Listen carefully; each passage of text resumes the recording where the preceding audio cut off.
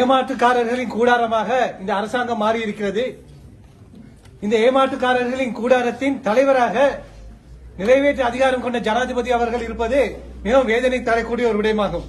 குறிப்பாக இந்த ஜனாதிபதி அவர்கள் மலைய மக்கள் தொடர்பாக அண்ட புழுகு ஆகாய புழுகை புழுகிக் கொண்டிருக்கிறார். உங்க எல்லாத்துக்கும் தெரியும், மே தின கூட்டத்திலே அதாவது மக்கள் கூட்டத்தை எடுப்பதற்காக ஒரு கூட்டத்தை ஏற்பாடு செய்து இந்த கொட்டகலை நகரிலே ஜனாதிபதி அவர்களும் முன்னாள் தொழிலமைச்சர், தற்போது அவர் தொழிலமைச்சர் இல்ல, அவரது அமைச்சு பறி போய்விட்டது. அவை இந்த நாட்டு மக்களின் வாக்குகளை பெற்று எந்த மக்களை ஏமாற்றினாரோ அதற்காக சரியான தண்டனை கிடைத்து இந்த அமைச்சு பதவியை இழந்திருக்கிறார். அந்த அமைச்சர் இன்று கொட்டகலை நகருக்கு வந்து மலை அமைச்சரோடு சேர்ந்து ஒரு பெரிய ஒரு வாக்குறுதியை பொய் வாக்குறுதியை அள்ளி வீசினார்கள். அதாவது பெருந்தோட்ட தொழிலாளர்களுக்கு 1700 ரூபாய் வழங்குவதாக கூறினார்கள். அப்பொழுது மக்கள் ஆரவாரம் செய்து பட்டாசு வெடித்து பொங்கல் வைத்து பால் சோறு வைத்து கொண்டாடினார்கள். ஆனால் எங்களுக்கு தெரியும் அது மக்களை ஏமாற்றும் செயல்பாடு என்று. அதாவது 2023 ஆண்டு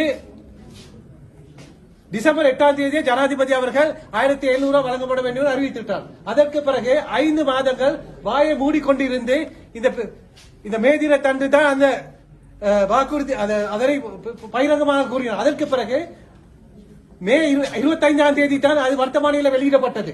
அதற்கு பிறகு சரியாக 45 நாட்களுக்கு பிறகு, அதாவது வர்த்தமானி அறிவித்தால் வெளியிடும் போது ஆரவாரமாக செய்தார்கள், பெரும் படையோடு செய்தார்கள், வெளிப்படையாகவும் செய்தார்கள். அதற்கு பிறகு ஜூலை மாதம் 10ஆம் தேதி யாருக்கும் தெரியாமல் ரகசியமாக பின்கதவு வழியாக அந்த வர்த்தமானி அறிவித்தலை ரத்து செய்துவிட்டு இந்த மலைய மக்களுக்கு ஒட்டுமொத்தமாக இந்த அரசாங்கம் துரோகம் செய்திருக்கிறது.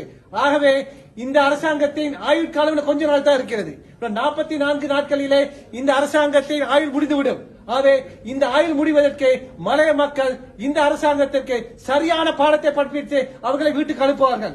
அதாவது இந்த மலைய மக்களுக்கு துரோகம் இழைத்த இந்த 3 பேரிலே ஒருவருக்கு தற்போது கடவுளை தண்டனை கொடுத்து விட்டார், அவரை வீட்டுக்கு அனுப்பிவிட்டார். அடுத்ததாக இந்த செப்டம்பர் மாதம் 21ஆம் தேதி நடைபெறும் ஜனாதிபதி தேர்தலிலே இந்த ஜனாதிபதியை இந்த மலைய மக்களும் நாட்டில் உள்ள ஒட்டுமொத்த மக்களும் வீட்டுக்கு அனுப்புவார்கள்.